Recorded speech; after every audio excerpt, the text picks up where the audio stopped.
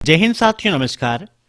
Triple C जनवरी 2022 examination की आज तीसरी क्लास है, जहां पर ट्रिपल सी एग्जाम में पिछली परीक्षाओं में पूछे गए मोस्ट इंपॉर्टेंट क्वेश्चंस आप सभी के साथ हम डिस्कस करने वाले हैं।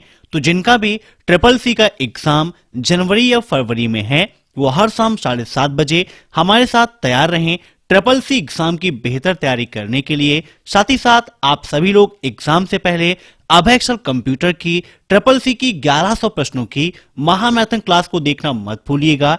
आपके लिए बहुत ज्यादा इंपॉर्टेंट है, उस क्लास को कंप्लीटली आप देख लीजिए।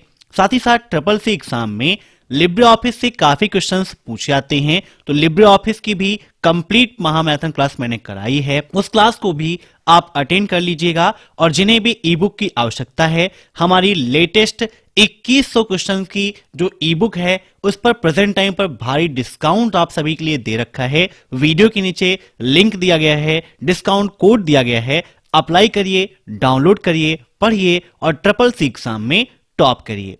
साथ ही साथ ट्रिपल सी एग्जाम के मॉक टेस्ट के लिए आप सभी लोग विजिट कर लीजिए www.abhaexcel.com। दीजिए टेस्ट, बनाइए खुद को बेस्ट। तो चलिए टाइम वेस्ट ना करते हुए शुरू करते हैं आज की ये क्लास, क्योंकि सीधी बात नो बकवास, यही है अभय एक्सेल की class. Let's begin in this topic.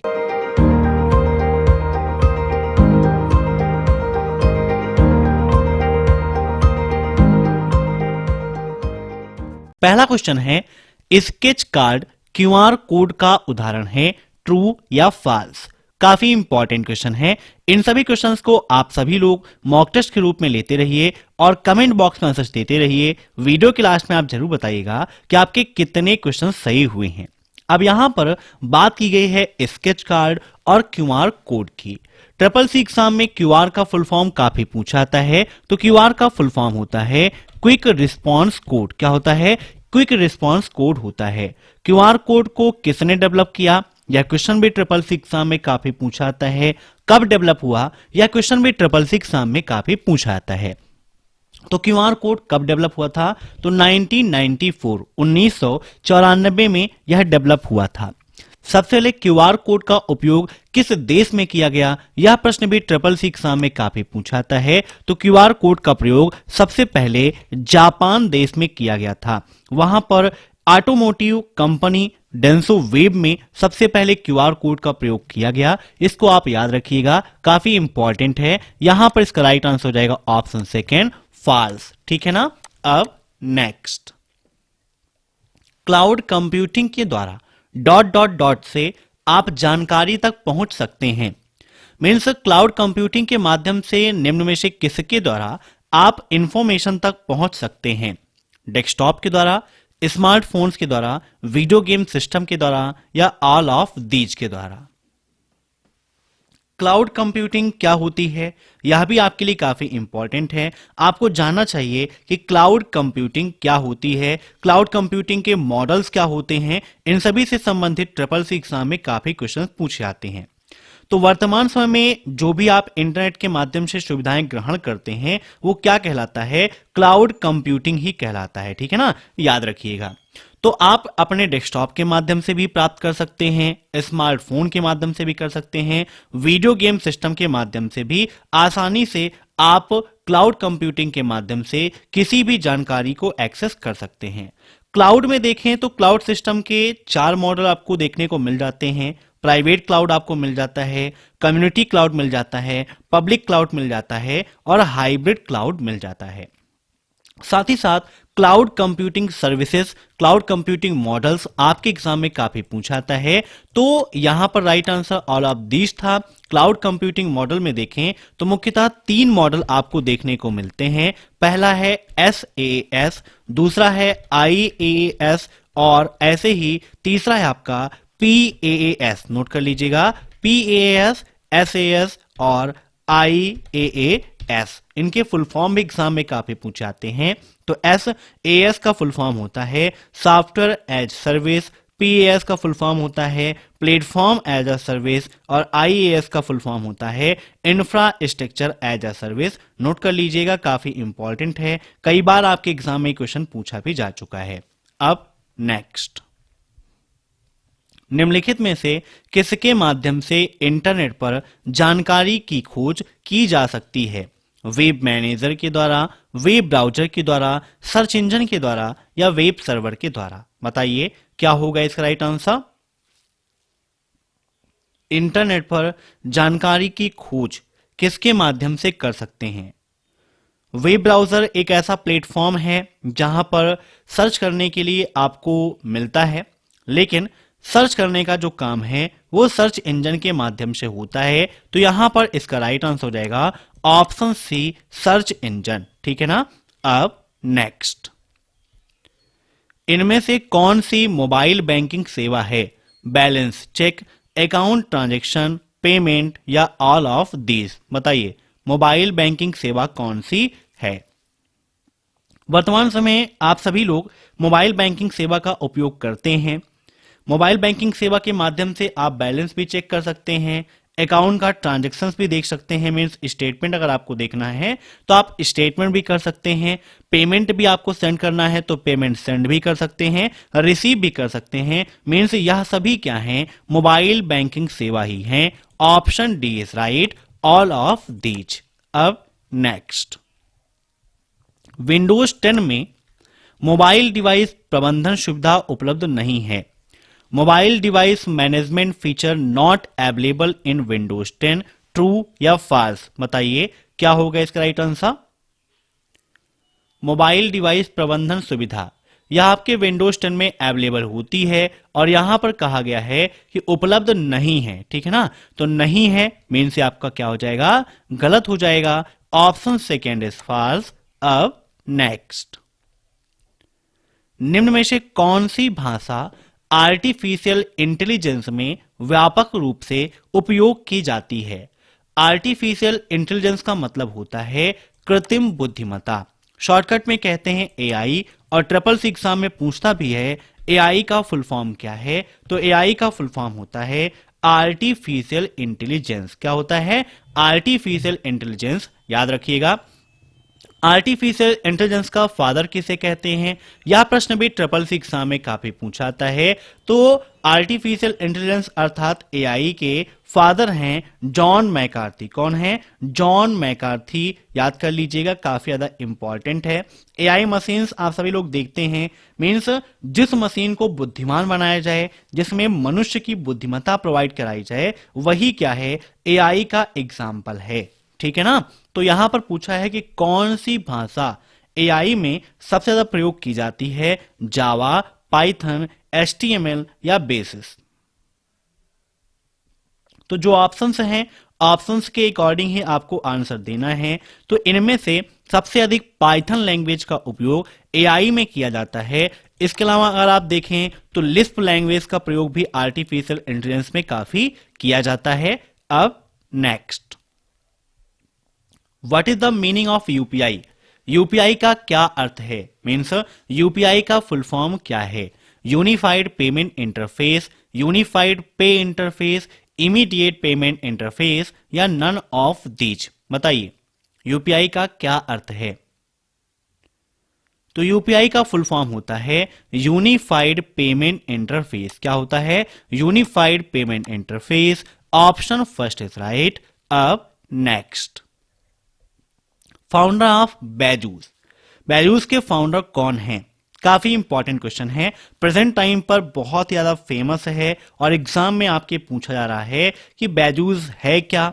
तो ये क्या है? आपकी एक एजुकेशनल कंपनी है, मीन्स ई लर्निंग का प्लेटफॉर्म हमें यहां प्रोवाइड करती है। कब लॉन्च किया गया? यह क्वेश्चन भी ट्रिपल सी एग्जाम में काफी पूछा जाता है। फिलहाल यहां पर पूछा गया है कि इसके फाउंडर कौन हैं? बैजू रविंद्रन, बैजू रविंद्रनाथ, मार्को बोरिस या इनमें से कोई नहीं? बताइए। तो बैजूस क्या है? इंडिया की एक बड़ी ed tech means educational technology की कंपनी है जो इंडिया में most loved school learning app है आपका। मीन्स जैसे आप स्कूल जाते हैं वैसे ही आपका यह स्कूल लर्निंग ऐप है जिसके माध्यम से आप घर बैठे स्टडी कर सकते हैं। वैसा ही क्लासरूम पूरा आपको यहां पर प्रोवाइड होता है।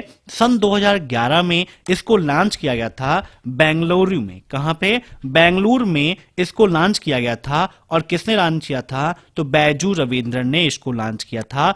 Option first is right. अब नेक्स्ट, क्या ईमेल फुल डुप्लेक्स है? ट्रू या फॉल्स? बताइए। ईमेल फुल डुप्लेक्स है। फुल डुप्लेक्स, फुल डुप्लेक्स का मतलब होता है जिसमें संचार एक ही समय में दोनों दिशाओं में हो, वही क्या है? फुल डुप्लेक्स होता है। ठीक है ना? तो बताइए क्या फुल डुप्लेक्स है? Duplex, full duplex, simplex, half duplex, ये सब कुछ आपके एग्जाम में पूछा आता है। तो यहां पर इसका राइट आंसर हो जाएगा ऑप्शन सेकेंड, फॉल्स। ठीक है ना? याद रखिएगा। ईमेल का फुल फॉर्म भी ट्रिपल सी एग्जाम में पूछा आता है। तो ईमेल का मतलब होता है इलेक्ट्रॉनिक मेल। अब नेक्स्ट, निम्नलिखित में से कौन सा विभाग स्वच्छ भारत अभियान की देखरेख करता है? Ministry of housing and urban affairs, department of foreign affairs, the ministry of external affairs या ministry of skill development and entrepreneurship. बताइए क्या होगा इसका राइट आंसर? स्वच्छ भारत मिशन। कब लॉन्च हुआ स्वच्छ भारत मिशन? यह क्वेश्चन भी आपके लिए काफी इंपॉर्टेंट है, नोट कर लीजिएगा। तो सन 2014 में स्वच्छ भारत अभियान को लॉन्च किया गया था।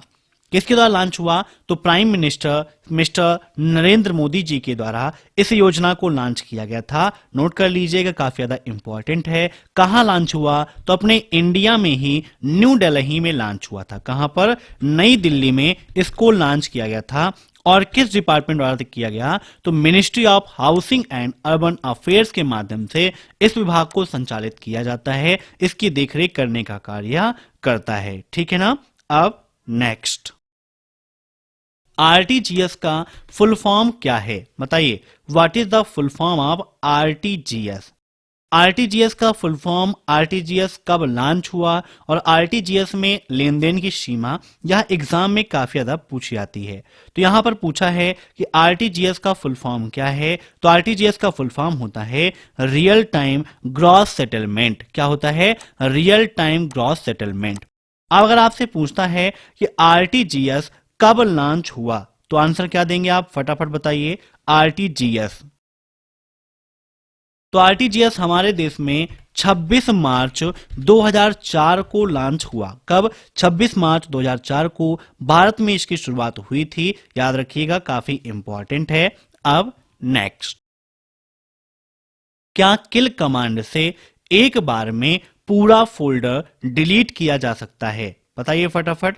किल कमांड का उपयोग क्या होता है? क्या इसकी मदद से पूरे के पूरे फोल्डर को हम एक ही बार में डिलीट कर सकते हैं? ट्रिपल सी एग्जाम में लाइनेक्स और यूनिक्स से संबंधित काफी क्वेश्चंस पूछे आते हैं। तो किल कमांड एक बार में पूरा फोल्डर डिलीट कर सकता है। बिल्कुल सही है, कोई भी दिक्कत नहीं है। Option first is right, true है। ठीक है ना? अब नेक्स्ट, किसी पैराग्राफ के हाशिए और शुरुआत के बीच के खाली स्थान को क्या कहते हैं? गटर, इंडेंटेशन, मार्जिन या स्पेसिंग? फटाफट बताइए क्या होगा इसका राइट आंसर?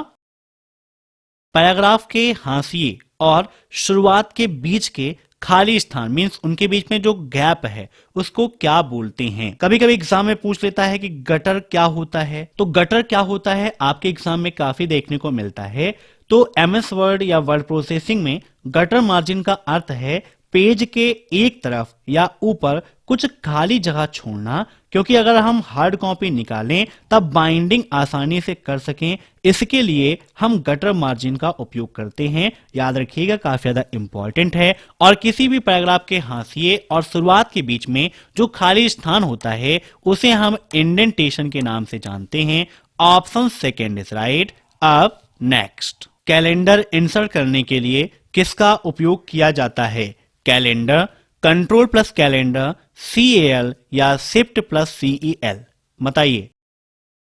अगर हम कैलेंडर इंसर्ट करना चाहते हैं तो उसके लिए किस कमांड का उपयोग करते हैं, तो CAL कमांड का उपयोग करते हैं। Option second is right.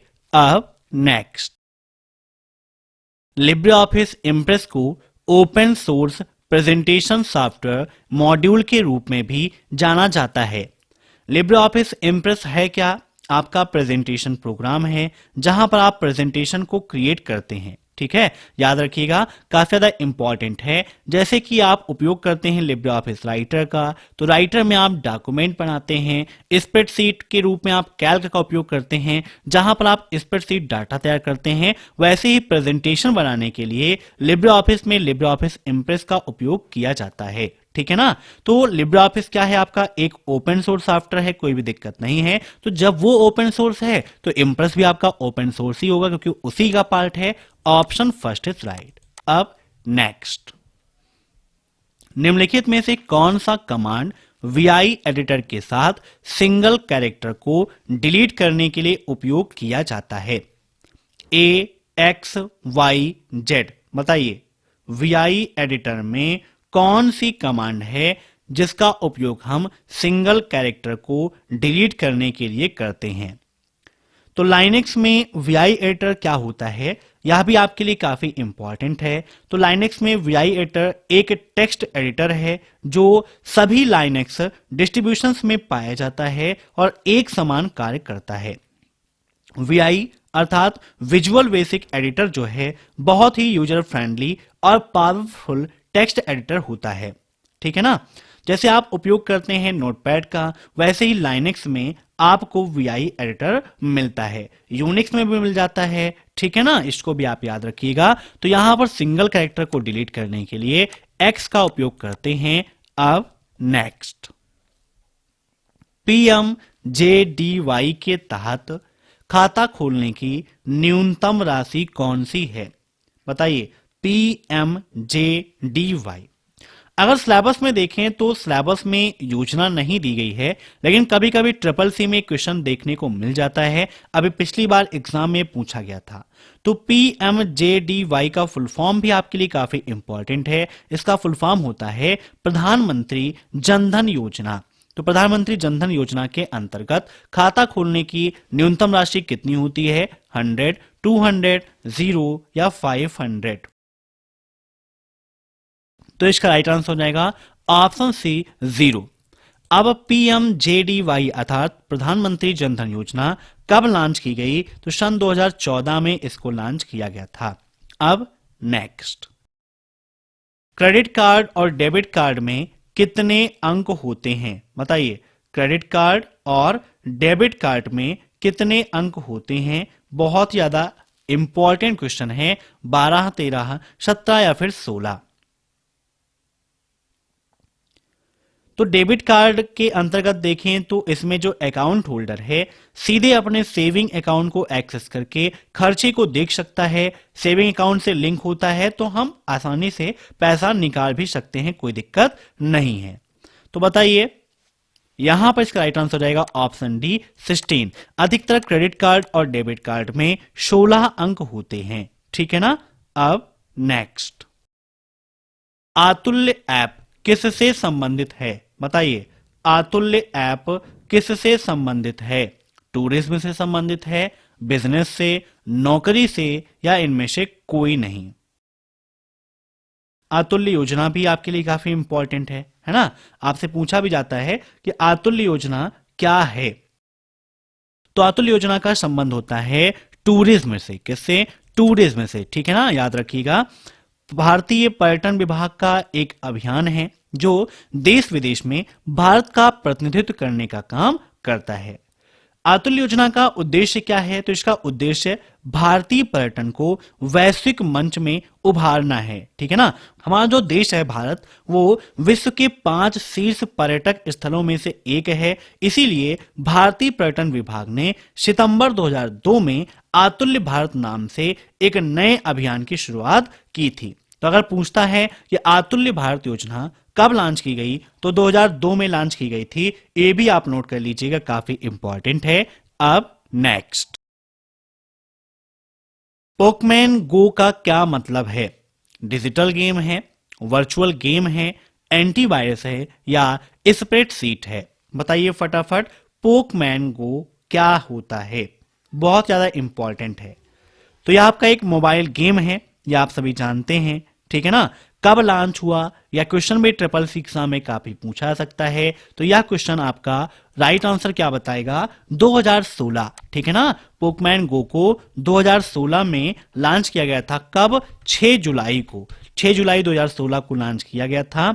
और यह क्या है? आपका एक वर्चुअल गेम है, मीन्स वर्चुअल रियलिटी गेम है, जैसे वीआर गेम भी कहते हैं। तो आज की क्लास में बस इतने क्वेश्चंस। आशा करता हूं कि यह क्लास आपको पसंद आई होगी। दोस्तों, वीडियो के नीचे पीडीएफ दी गई है, उसे आप डाउनलोड जरूर करिएगा, आपके लिए काफी ज्यादा इंपॉर्टेंट है। लेटेस्ट क्वेश्चंस का उसमें कलेक्शन आपको मिल जाएगा। वीडियो पसंद आया हो तो लाइक करिए, शेयर करिए, और चैनल पर नए हैं तो चैनल से जुड़ने के लिए सब्सक्राइब करके बेल आइकन को प्रेस कर दीजिए। Thanks for watching my video. फिर मिलते हैं नेक्स्ट क्लास में, तब तक के लिए बाय बाय।